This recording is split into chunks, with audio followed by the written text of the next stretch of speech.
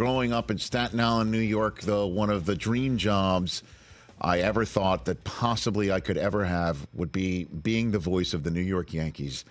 And the man who is exactly that and has been so awesomely and so expertly for as long as he has done it is kind enough to be sitting right here on the Rich Eisen Show from ES Network, also the host of the Michael K. Show. Michael K. is right here. Good to see you, sir. Good to see you, Rich. How are you? I didn't know that was your dream. We could switch right now. Dude, I'm telling you, growing up in Staten Island, New York, are you kidding me? You know, listening to Rizzuto and Bill White and Frank Messer right. Those are on my those three. games. Those are Yep. the three, right? Yeah, absolutely. Rizzuto would always be, out the door in the seventh inning because he wanted to beat the traffic on the George Washington Bridge. And now I have a Rizzuto, and that's Paul O'Neill. Is O'Neill doesn't beat the traffic, though, does he? No, but he complains about it.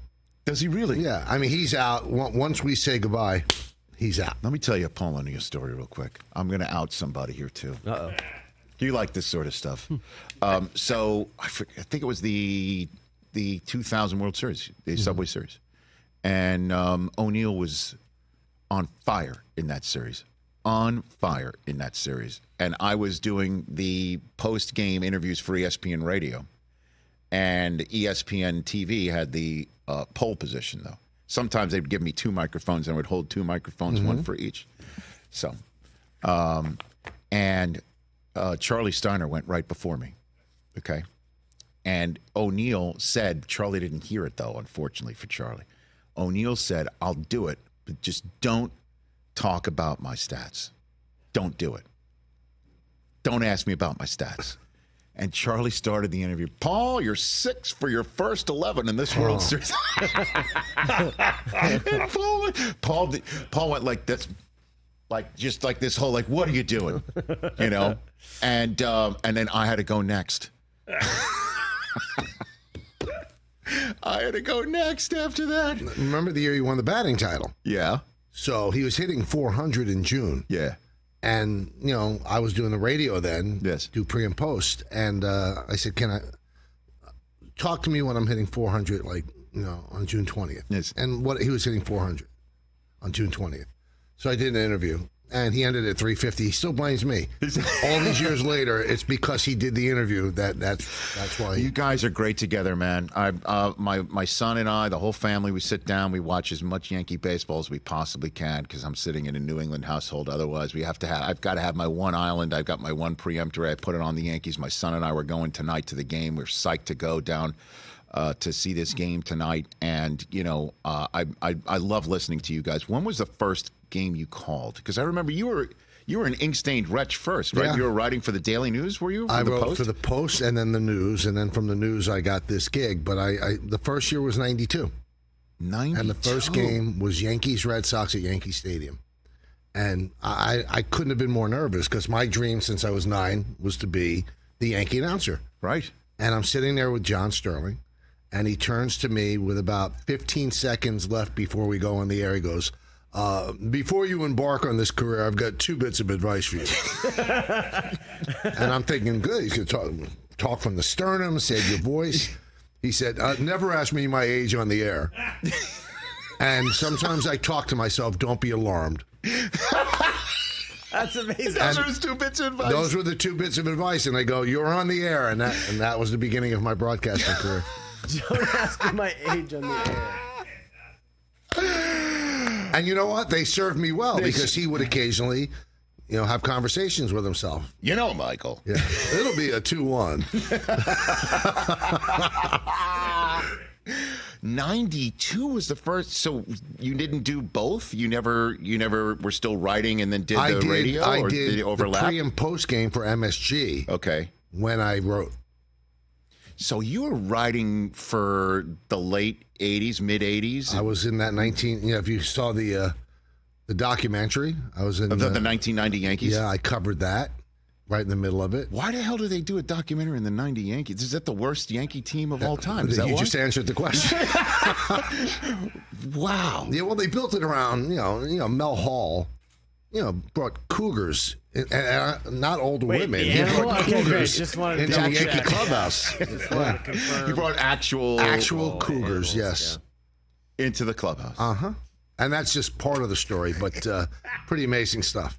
because you can't. The way the Yankees are so buttoned up now and they do everything first rate. Yes. 1990 was not that. Because George Steinbrenner was suspended from baseball at that point. Mm-hmm. In the middle of that year, he got suspended. So things just spiraled out of control. Well, I mean, and I just remember in the 80s as well. I went to Michigan, and I remember Mattingly coming through, and this was in his heyday, and the Yankees were post, the 5-6 years removed from their World Series with Mr. May, Dave Winfield, right? And Mattingly, Steinbrenner got on him for his hair. And I remember going to Tiger Stadium, and I got in a car. I don't know how the hell I got a car. I asked somebody to borrow a car. Staten Island kid sitting there in Ann Arbor, Michigan as a freshman. And I'm like, I'm going to go to Tiger Stadium, and I'm going to tell Don Mattingly how much I love him, and he should not listen to George Steinbrenner. He should not listen to George because I think you didn't pursue women like this ever, and you know me well. We should go there. I've known you since my career started in '96. So yeah, wow. Now I'm realizing I'm regretting inviting you to a live radio and television broadcast. But so I'm getting in a car. I got in a car, and I'm like, I'm going to be the first guy in Tiger Stadium. And I got to Tiger Stadium, and it was like gated, locked up. I truly was the first one. I was the first one belly up to the Yankee away dugout. And the first guy out was Mattingly. And my entire speech to Don Mattingly went like this: "Dirty baseball, woo!" That's it. And he turned around and he walked right out the door. And I didn't get anything off my chest, and everything thankfully stayed put. Mattingly brings that up to me every day. I see him. He goes, "It was this kid just screamed out Donnie baseball." So he's one of the few that just absolutely makes me just go right back to being a 10-year-old. I agree. That was the last guy that I rooted for before I came into the business. And, they always, the old cliche, don't meet your heroes. Right. Meet him. He lives up to everything you'd want him to live up to. Sweetheart, right? Yes. The real deal. Person. Exactly right. Oh, my gosh. So that was your first game in 1992. Yep.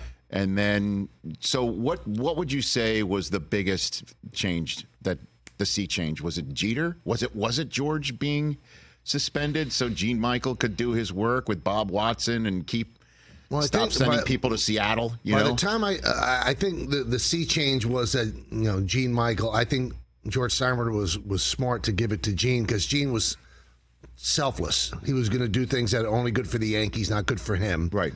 And he held on to these players, and then they matured and they became who they became. And people underplay the fact when George came back, he was willing to spend the money to keep them together. Not many owners could have kept all of them together and then bring in other pieces. Yes. And it was just a perfect storm that they went on that roll from, 94. They were in first place at the strike. Oh, my God, don't remind me. 95. Buck was the Buck manager. was amazing. Buck was a big part of it. He sure was. He doesn't have a ring, but he kind of should. There's no question about that. Yeah, and then it went right through, still rolling, really. I mean, they've had very few bad years last year, and they're still over 500. Right. So it's been, since 92, I've been broadcasting, and 92 and 93, the only losing seasons I ever broadcasted. That's amazing. Yeah. And then I look at across town at Gary Cohen, who's just great at what he does, and what he has to see so often. I mean, they've had runs to the World Series and all. Yes. But Gary's, had to broadcast a lot of bad teams. There's no doubt. That's TJ behind your right shoulder is the resident Met fan of this. You ain't never lied about that. Why don't you come over to the dark side? Yeah. You ever consider that? I mean, TJ? What was it, 96? You guys had Cone and Strawberry and Gooden. So I was low-key rooting for the Yankees back then because you had so many ex-Mets. Oh, that's true. Yeah. Absolutely. Yeah, my brother, 2 years older than me, was the Met, Jet, Nick Ranger fan of the household.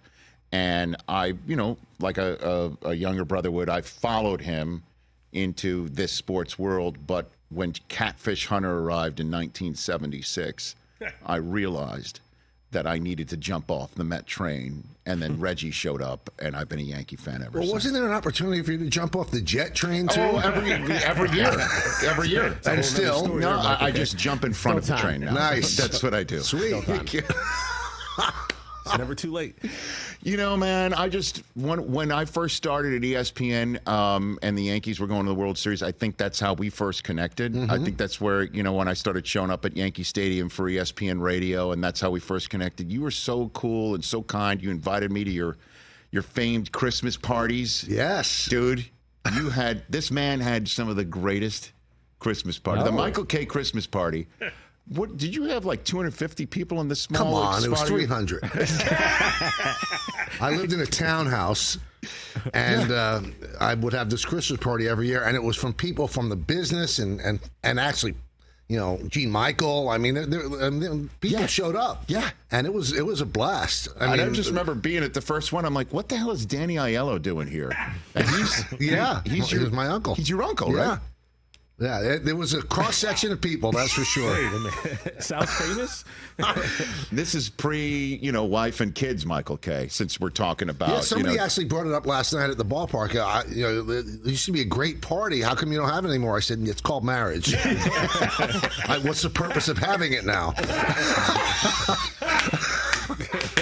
You're trying to meet women. That's why you throw parties. I've got a woman now, and I don't, really do that. I don't need to do it. Exactly. We've checked that whole box in the resume of life. No more parties. It was a rager, man. I remember I was shoulder to shoulder with people. Yeah. Chris Russo showed up. Everybody. It was fun. You're making me nostalgic for it. This is great. Was Breen there? You went to college with him, didn't you? Go to college? Best friends, yeah. Breen was a junior when I was a senior. So we got to know each other when he was a freshman. I was a sophomore. At Fordham. We're the same age, but I skipped a grade. Yes, humble brag. You're smart. You're very smart. You're smarter than Breen. We've established this now. And we would sit in the campus center. I wore a snorkel jacket. Remember those with the hood around the yeah. And I would actually have it indoors. I would have it up. And Breen wore this just hideous reindeer sweater all the time. Really? Yeah. I think he still has it. And we would sit in the campus center like two geeks, and he would sit there and say, wow, all I want to be is the Knick announcer. And I would sit there and go, all I want to be is the Yankee announcer. And we talk about it all the time. Can you believe these two lunatic kids ended up doing it? I mean, Breen's obviously much bigger because he's the voice of the NBA. But we both live in our dreams. Well, you're calling the London game for ESPN. I see you on the Worldwide Leader quite a bit. No, but unless I, knock off Joe Davis, it's not really going to happen. Well, he's here in a couple of weeks. I'll put something in the chair. Yeah. Whatever you need, Michael. You invited me to your parties. Who the hell's Joe Davis anyway? Good guy. Good broadcaster very sweet. too. I have to say that.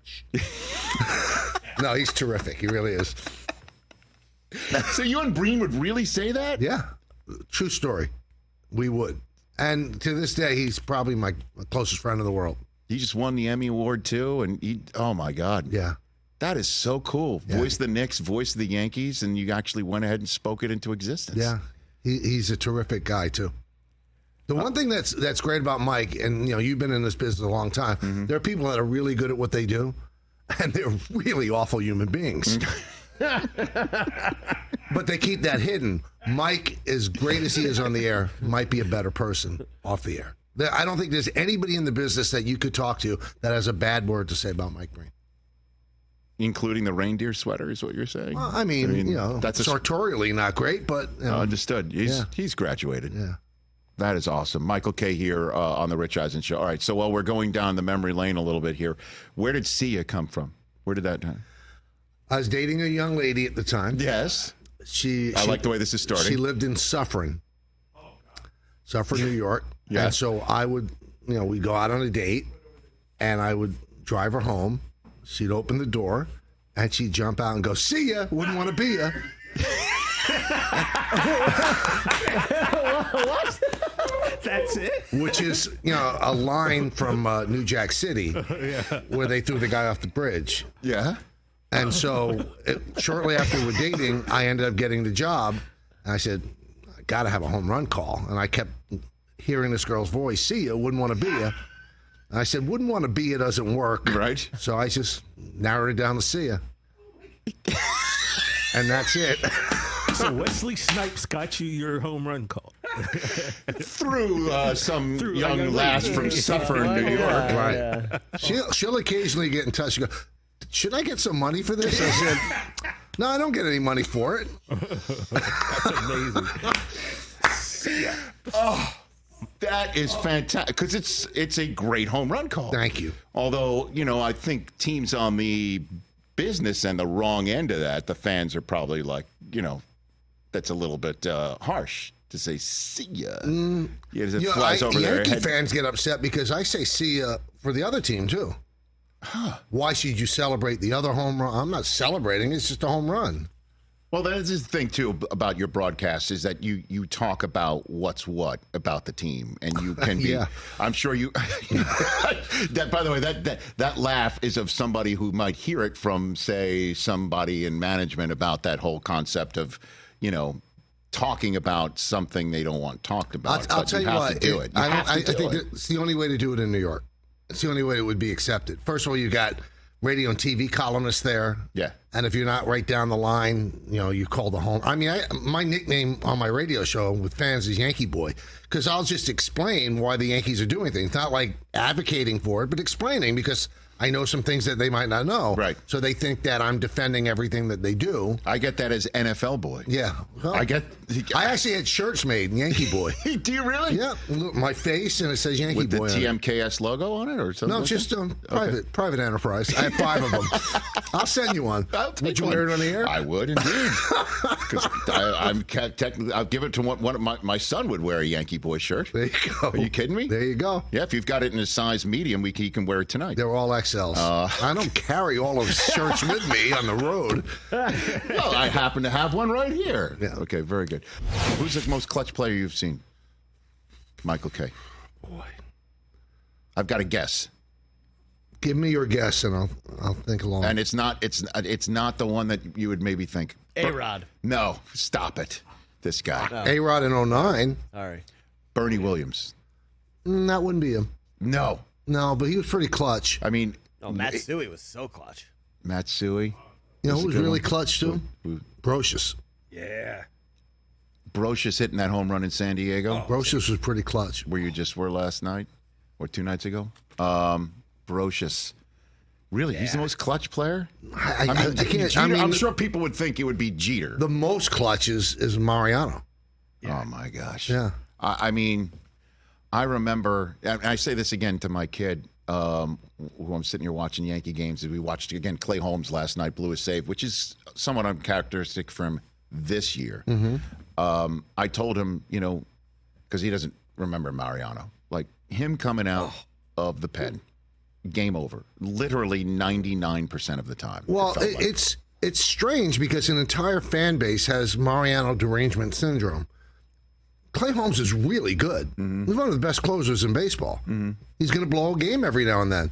Mariano, in people's minds, never blew a game. That's right. But, he blew a 97 playoff game. He blew the 7th game of the World Series, 2004. I mean, they're all human. Mariano is the greatest of all time. No one should be compared to him because nobody could live up to that. Now, he was a starter, right? First, Yes. Mariano? Yeah. And did who was the manager? Was it Billy Martin who didn't want him or No, it something was like Buck. that?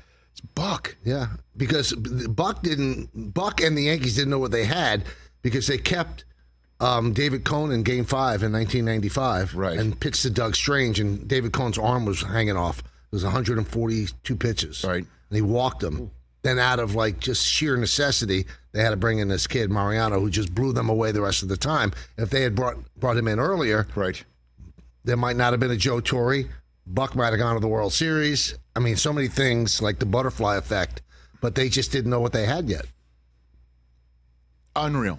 Seriously, did I think Torrey told us once? Did they have a trade in line to send him to Seattle, right, or something like but that? Felix Fermin, because they weren't sure if this kid, Fermin. Derek Jeter, Whoa. was good enough to play shortstop yet. Could you imagine? Yeah, They I've traded away imagined it. Mariano for Felix Fermin to not play Jeter. Right. The whole thing changes.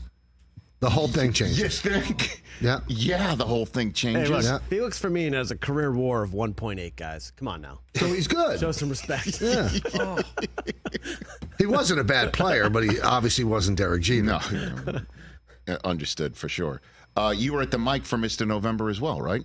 Yes. I know where I was for that moment. You were at the mic. I was underneath the stadium getting ready to run out on the field with the entirety of the national media. Again, I was doing ESPN Radio, which meant I was like third in line behind the ESPN rights holder and the Fox rights holder.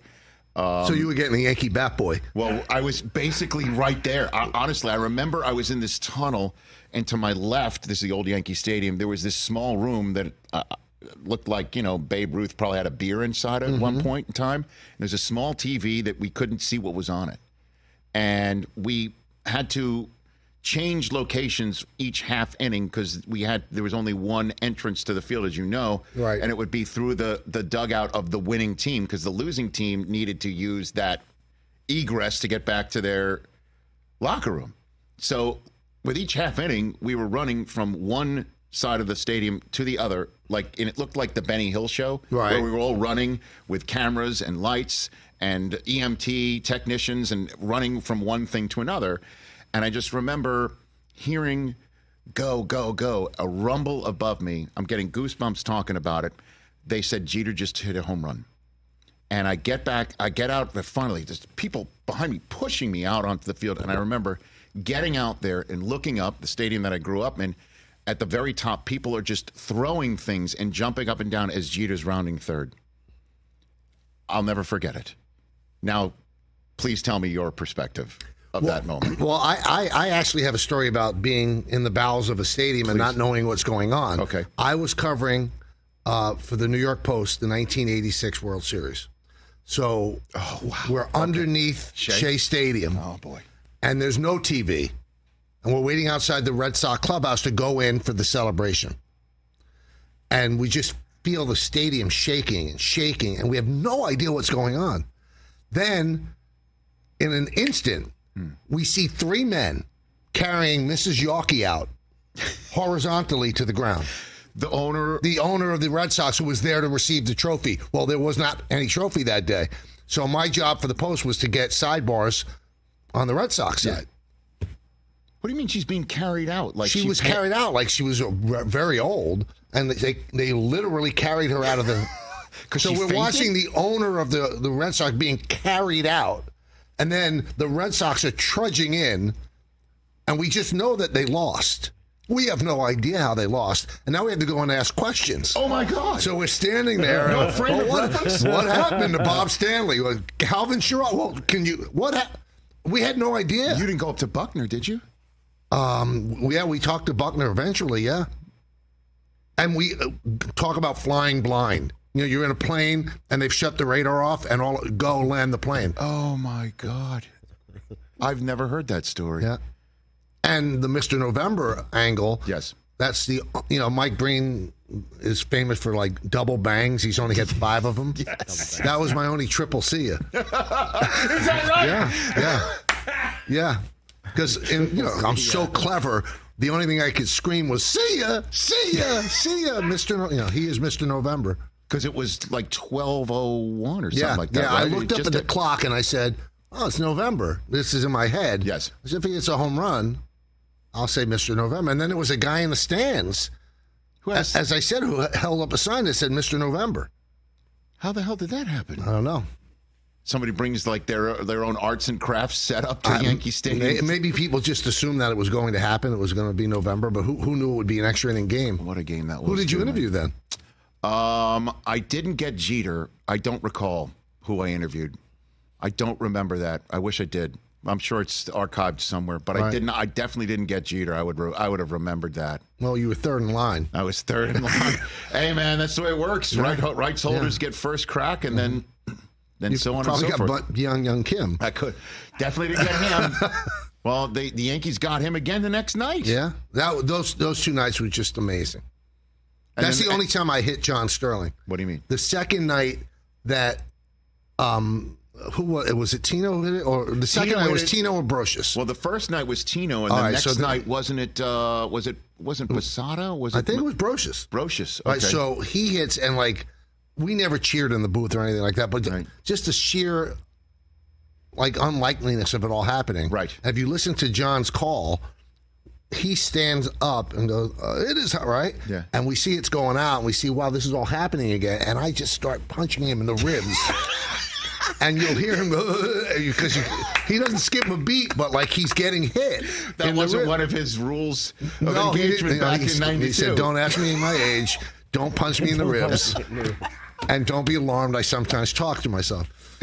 Don't hit me in the chops during a Game 5 moment for the ages." Yeah, man. And Game 3 was when George Bush threw out the first pitch. I'd say It was that unbelievable. Yankee fans don't want to hear this, and I understand why. That might be the greatest World Series ever played because you have 3 forever games. Right.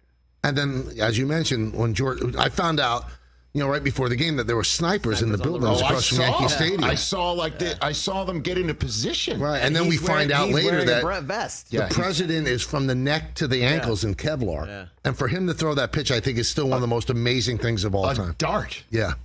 Yeah. Spurred on by Jeter. Don't bounce it. They'll boo you. And he steps on the line walking to the mound. Yeah. If you watch the video again, which obviously I mean, it was the greatest, bleep you to the world. Right. Exactly. Yeah. I'm going to stand out here at the World Series like this is the juiciest target imaginable. Right. Go ahead. Get me. At the World Series between the Yankees and the Diamondbacks, and I'm going to throw this dart right down the middle of the plate. And I remember that night. It was wild, and you'd see the 4 train pass by in right field, and every single time it came by, I shook. It was jittery. It was scary. It was jittery. It was a jittery moment in time. Obviously, it was joyless at the beginning. Then once the game started, I think it was a tonic for everybody. Yeah, yeah. And then, in all honesty, the big moment for the Met fan in the corner was when the Mets came back and played right after 9/11, though. Right. And Piazza hit that home run against the Braves. Mm-hmm. Incredible call by Howie Rose, too. Right. That was amazing. Yeah. That was truly unbelievable. Michael K. here on the Rich Eisen Show. All right, the here and now. Juan Soto, I've been joking that the Steinbrenners should just adopt him. It might be cheaper for the family to just make him a member of the family. I think it's going to be the most interesting November that we've had in a long time. Because I think it was smart of them to make the trade. He's a great player. He might win the MVP. He's been that good. But, I like Scott Boras. I think Scott's unbelievable at what he does. Mm-hmm. But you don't hire Scott Boras unless you're looking for the last dollar. You're going to the mattresses. Right. Yes. That's what you want. Yes. You're trying to get top dollar. So I think whoever gives him top dollar, he's going to go. Now, I think the Yankees want him terribly, and they will play in that arena. But the thing that I like about Hal Steinbrenner, he's very rational. There's a hill that he will not die on. So everybody can, people call into my radio show, they should just give him a blank check. No, that's not the way it works. Nobody gets a blank check except maybe Ohtani. But I don't think that you're going to get a blank check. I think he's going to make him a really competitive offer. And if the guy across town gives him more, it's going to be very interesting to see how far the Yankees will go. But I think that there is a point of no return. Like if Steve Cohen goes, we'll give you $65 million a year, that could be, we're okay. So I'm not quite sure how it's going to work out. That's why I find it so fascinating. I do know he wants to keep him terribly. So you think it does go to November? Like nothing gets done during the season? Well, it'd be lunacy if they did anything during his side. Of Soto's side. Because you now you're 3 months away from 29 other teams bidding with the Yankees. You turned down $440 million from the Nationals. You're not going to do it now. Unless Hal Steinbrenner comes in and gives $70 million a year, then they could do it. But I don't think that Hal's too smart to do that, and I think that Boras will listen, but it just doesn't make fiscal sense to do that right now. And I guess from the Yankees side of things too, just let him go through the season, and if things do go the way I'm hoping they go. Just see what it's like to play in October in New York City in pinstripes. That is obviously you could play in Philadelphia in their pinstripes, and it's incredible. That atmosphere is incredible there. I'm clearly biased when I'm talking about Yankee Stadium in New York, but it is a certain way that I don't think he's gone through it, even with the Nationals. No, you know what I mean? I think I'll tell you what, different. Rich. He loves so far the Yankee experience, Which is it's obvious by his play. You know, the number of times I've said from here over and over again, New York City is littered with star athletes who get a ton of money who can't hack it. right? They can't hack it. They just get chewed up and spat out. That's where I was also talking about how Jaylen Brown, what he's doing in Boston, $300 million supermax contract, and how he's performing unreal. Because in the Northeast, in that Amtrak corridor, it's a different cat. It really is. So it's obvious to him. There's a love affair in right field between the fans and Soto. Yeah. And there's a big Dominican population that follows the Yankees. So, I mean, everything is there for him. It's a perfect spot for him. Yeah. But it's going to be interesting. Now, I said all 29 other teams will bid. There's only a few teams that can play in that, arena. The Dodgers. I don't know if there's room for him on the Dodgers. But that's the thing. Well, you're getting. I'm sure. I don't want to speak for your callers. You're getting calls from Yankee fans who are used to the old days of George just stroking whatever check that's Right. unrivaled or nobody can match him. The Dodgers are now that. Dodgers And the Cubs, the Phillies, the Mets, the Yankees. I guess one of the Texas teams, if they want to play, they have the money. But, I mean, it's not like 29 teams are going to bid for him. and by the way, I'm not doing this just to poke at you. I mean, he didn't mention Boston. Oh, we're not. But you know what? Boston should be in that arena, but they've stopped spending money. Yeah, it stopped. Yeah. But maybe this is where they make a statement to their fans, we're back. But I would be stunned. I'd be stunned if we were on Soto. Stunned. Yeah. That's not what they've been doing recently. He is a difference maker. Putting him right there in that 2-hole. He's unbelievable. It helps Volpe in front of him. It helps, obviously, with Judge right behind him. It's funny because we were just in San Diego, as you mentioned. Yes. I was talking to a lot of people there, and he was not beloved in that clubhouse. Just wasn't. Really?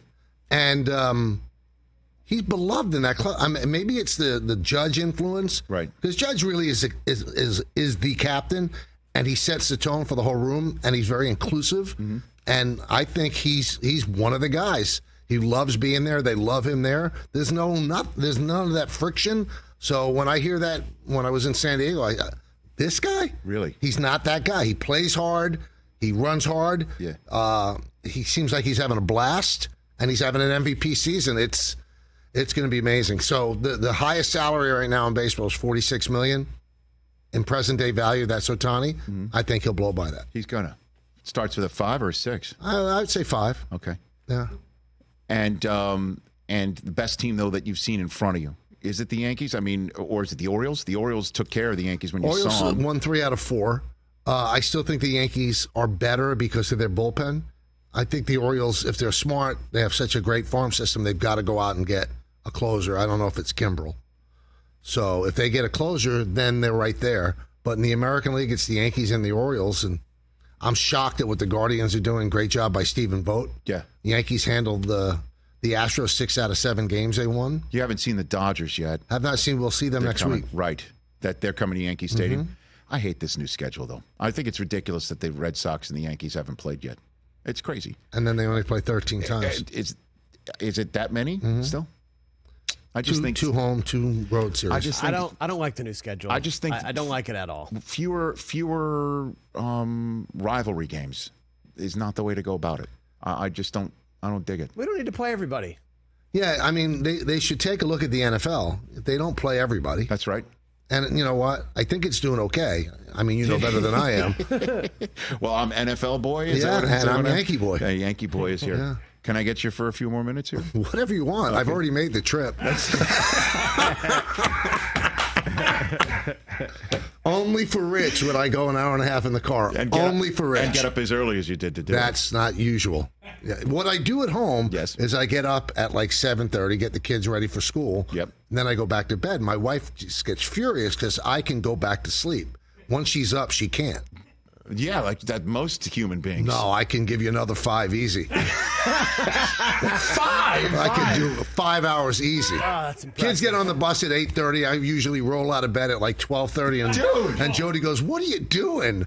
I said, "I could sleep more if you want." More of that, and you're going to have your Christmas party again. Michael Kay here on the Rich Eisen Show. We're back with more in a sec. Back here on the Rich Eisen Show. Michael Kay still with us here. We're just, again, unpacking the, I guess, the layers of Michael Kay here. We've layers of K. You're layered. You're layered. You're a deeply layered individual. Layers of K. Deeply disturbed. We've now reached the "you've never eaten a condiment" portion of this interview. Yes. Very proud. Are you aware of this? I've heard it. So you never had ketchup? Never. I've Well, never I had lost a coffee. bet and I had to eat a ketchup packet. And what did you like? Did you like it? It was disgusting. What are you talking about? It was awful. So you've never had mustard, Never. Never had mayo. mayo. Never had fish. Never had an egg. What? No fish. No fish. No scrambled It's eggs? out of the sea. It's not for me. And no egg. Never had an egg. You know you probably have had something with Of course, egg. if you have cake, Okay. but it's disguised egg. It's not like I've had a piece of yolk looking at me and I like Disguised egg, dig also into a it. good fancy name. Cloak and dagger egg. Is what that was? Next on the Rich Eisen Show. The mysteries of eggs. But no Disguised egg. fish, no egg. Look, so nothing scrambled. No. Never. No. Okay. No. So what are you having? Like Fruit Loops for breakfast? What are you doing? What are you having? Bacon. You have a plate of bacon. Pretty much. That's it. I usually don't eat breakfast. Like I had some pistachios in your green room. Terrific, by Excellent. the way. Great. Because Yeah. Susie's complained about my green room. No, it's food. terrific. Thank you. Yeah. Okay. The She's like, you got to chicken do boom something popcorn. better with your food. Okay. Very good. Yeah. Okay. By the way, take whatever you want to go. I plan to. I've got a long ride ahead of me. That's lunch. That's lunch. Oh my gosh. Yeah, Damn. it's strange. I go to people's houses and you get frightened about what they're going to make because I don't like most things. Mm-hmm. And my wife has to almost talk like I'm like the strange child. Dress. He doesn't really eat. You don't eat eggs. You don't eat fish. Michael Kay does not eat a condiment ever. No. Okay. I'm the kid that our family would go to McDonald's Yes. and I have to stay on the side while they made hamburgers without ketchup, which I never understood why you just don't make hamburgers plain and then people could put what they want on it. Like Burger King does. Jeez, Michael Kay here it your way. on the Rich Eisen Show. Have it the Michael's slogan, way. yeah. I'm on the sitting at the Rich Eisen Show desk, by the way, furnished by Grainger, with supplies and solutions for every industry. Grainger has the right product for you. Call clickgrainger.com or just stop by. It's a beautiful desk. Thank you, sir. Yeah. Your folks calling into your show talking football are more depressed about the Giants or the Jets? What do you got? I think they're very nervous about the Jets because you just don't know what's going to come out of Rodgers' mouth, and they're Well, worried. how is that playing in New York? Not playing great. Really? Not playing great. So he says some odd things, and there's and it's like the Jets let him do whatever he wants. He pretty much owns the team. He and Woody Johnson own the team. I think Johnson has adopted Aaron Rodgers. Maybe so. Yeah, but he's a great player, so we'll see. But I think the Jets are going to be okay. The Giants, it's a question mark. Who's going to be their quarterback? How's Daniel Jones going to play? Well, they made it sound like Jones has a shot to play week 1 now. Yeah, I think that's the plan. And when you look at the fact, everybody goes, he's overpaid. Well, he's middle of the road now He is. at $40 million. So, I mean, they should be rooting for him to be good because they still have 2 more years. I know they're not guaranteed, but if the Giants want it to be, they'll be guaranteed. And he'd be a very reasonable quarterback. Brian Burns is going to be an outstanding addition. Mm-hmm. Like him and Kayvon Thibodeau, they're going to hope to, I imagine, just get a couple touchdowns out of their offense. Right. And maybe get something out of their defense to put a point on the board, whether it's good field position for more field goals or an easier touchdown. That might be their way of trying to win football games. But Daniel Jones, man, against the Vikings in that wild card playoff game, he looked like Kaepernick. He looked he was just running and throwing and unstoppable, but he had Saquon at his side. He And now- teases you. That's what's frustrating because you see little glimpses and Yeah. then there's 5 or 6 games you go, what? Right. What's going on? Right. So, but Rodgers is you say Rodgers. I mean, we could talk Rodgers forever. You know, he goes on. He goes on with McAfee for an hour, and then he says stuff, and then we play the cuts. I mean, it's almost like giving us a show every Tuesday. But I wonder, without him being injured this year, if he's going to be as chatty about other things. You're You know what talking I mean? about politics. Well, it's a presidential election year. I don't know how, but he also said that anything that has nothing to do with football needs to get out of this building, because he was talking about at the end of last year, I believe, tiptoeing around, which is not really his style, but of what was going on with Zach Wilson. Right. That there was a lot of crazy stuff that happened with Zach. You know, with Zach being told something, Zach being told to be putting in a certain position offensively that wasn't suitable for him, and then Zach being asked to get back out there, which is nuts. Right. That they asked him to get back out there. I guess they were out of options. Yeah, with him. absolutely. But clearly, I mean, if you tell a guy basically you're not going to be with us next year, why ask him to go out there with 2 weeks to go so you can get hurt before we were giving you the exit visas It you was were a bad asking look for? for both sides. So I think he was saying something without saying something, but it also doesn't fit the narrative of I can go on any podcast talking about things that might be politically difficult for some on the other side of the aisle in the fan base to swallow, and then show up at work and saying root for me. You know, like that's the conundrum in New York City. It for is sure. odd. It is odd, and he does say things that probably. But you've been around sports fans forever, and you're a sports fan. They don't care what he does off the field. We just win. As long as he plays great. And I actually have spoken to Robert Saleh off the air. He goes, this stuff that you think is a distraction doesn't get through the walls. Players don't care about that stuff. Right. They love this guy as a teammate, and they do. Right. He's a great teammate. I think he was voted the leader or something like that, they or love him. whatever so the if he wants to in-house award was. opine on vaccines and darkness retreat, they don't care. Players don't care, and that's all that matters. And really, sometimes fans root for the worst person in the world. I'm not saying that that's Aaron, right? But they'll root for the worst person in the world as long as he produces for their team. So I don't think the fans, even though they might be on the other side of what they believe is a political spectrum, yes, that doesn't bother them as long as he plays. It's like Seinfeld saying they root for laundry. Yeah, they do. You know, never truer word spoken. They root for the laundry.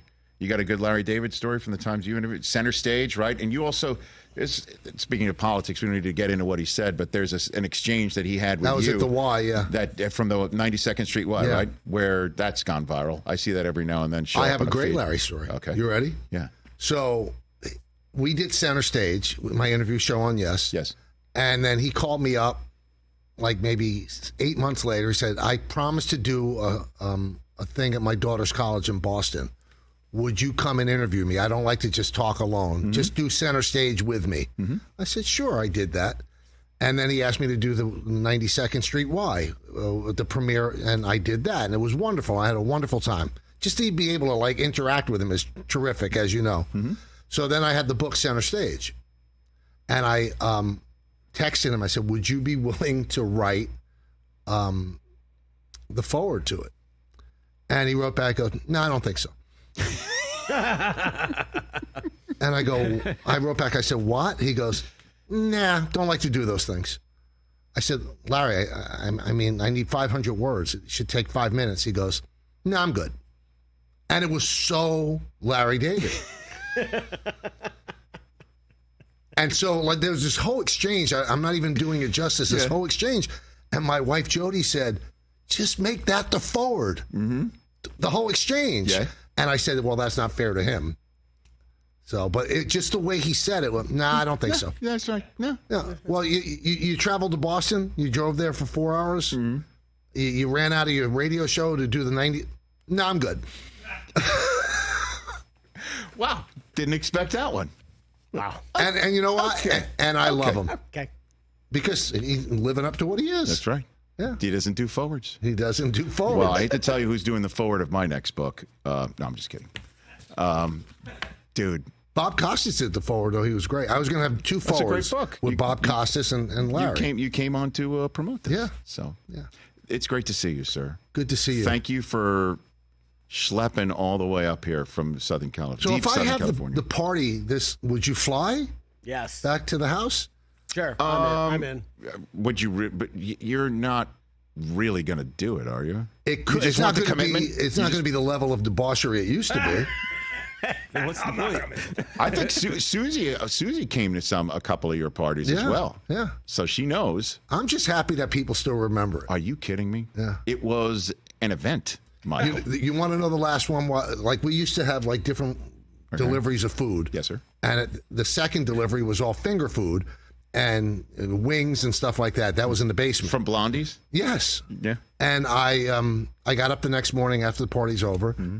And it looked like a scene from Jurassic Park. People just threw their bones on the floor. I said, "This is my house. I live here." Cools on my carpet. So that ended the party. That was the last I party. said, I can't do this. I mean, people are just throwing food on the floor. Billy Like it's a Ray's action. ballpark. Yeah, like it's like you're like under the seats at the stadium. Yeah, you're throwing your peanut shells just right down on the ground. Yeah, they thought they were at a ground round. Just dated ourselves there. Hey, there were free drinks there. Yeah, Free free refills. Free refills. Yes. And peanuts. Oh, my God. peanuts, all you can eat. Everybody check out Michael K on Yes, and look for Michael, obviously, in the London game for ESPN and so much more. Thanks for being here, brother. Of course, anytime. We're still here on the Roku channel for another minute plus. Michael K Show is 5 hours a day, 4 hours a day? No, 3.5 we've carved it down Okay, to. you've carved It's it from down. 3 to 6:30 That's cool. Eastern time. That's great. Yeah, we don't want to go up against you. That's ridiculous. That's not what it is. I'm sure that's not what it is. And, okay, and so we've got that. What else are you doing? You got everything going on. I've got a little hot dog stand where I live, and I'm doing that on the off time. Are you serious? No. Okay. No condiments. Yeah, I won't serve I condiments. won't. If I can't have it, if I'm not having it, you're not having it. Well, you like mayo, Of course. Oh man. and you see what it looks like. I know it's. By the way, I didn't have mayo until I was 20 years old because I had a problem with the texture. But then I had it, my whole world cracked open. Really? Oh my goodness gracious! Wow. I'm now on a statin because of it. You're on statins because of it. No, I'm just kidding. Yeah, I've got loads of statins in me just- too. Well, Keeping me alive right now as we speak. I put the statin in Staten Island, everybody. That's me. Hey, that's so cool, man. I love you, Michael K. And Love I you back. appreciate you coming up here. And I did see you tweeted out a photograph of you wearing your. Were you dressed as John Sterling yesterday? No, but then, I mean, what a kick in the teeth by Boone. Well, because you did look like you were wearing John Sterling's clothes. But it's after Memorial Day. I could wear white pants. White pants and a sport coat. A blue blazer. Did you? I almost told Paul O'Neill two things. Don't ask about my age. I love that story, man.